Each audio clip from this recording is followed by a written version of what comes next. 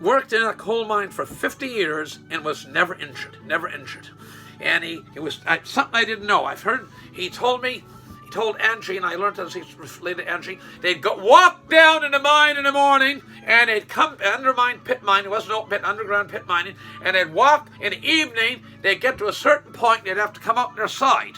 And the reason was the roof with pressure had closed and not much. They'd have to crawl out on their side to get out to the opening. It wasn't a cave-in. They'd get out on the side, and Angie said, my God, but they did it went down that mine next day, the courage and guts it took to support their family and keep on going. So, and when you go to the police station in Inverness at Strathlorn, just before Inverness, just beyond Village Inverness, just beyond the Tree Nursery at Strathlorn, that police station is on part of the farmland of Winston Beaton's father. And I have a bucket here. This is my berry picking bucket.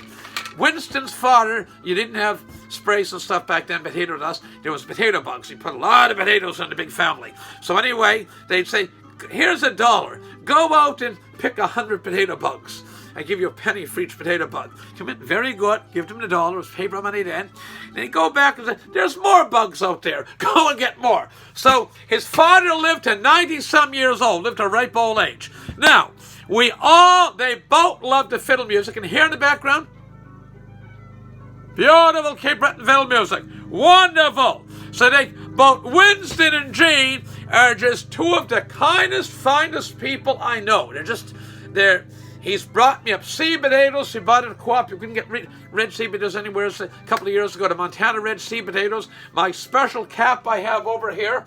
It's a beautiful cap. I have it. I use it in some of my videos. He brought it in a dollar store in Central Avenue Inverness, and I can't say enough about both these extraordinary, kind and good people. So you get up in the morning, you think you have something to complain about. It's like the late Bob Reid was 1 year's off year in business. They were having the Oka crisis up in Quebec,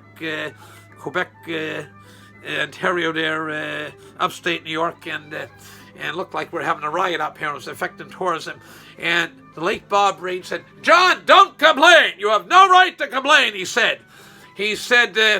And Bob Reid, it was Sunday night, he came in to buy some fruit, get an ice cream, and he had a red mark on his neck, of course. The guy was suffering from cancer. He was getting treatment. He had a type of cancer. He given radiation treatment to his neck. He later succumbed to it, but he was a remarkable man. So none of us, when it comes right down to it, have any right to complain. But this is a tribute video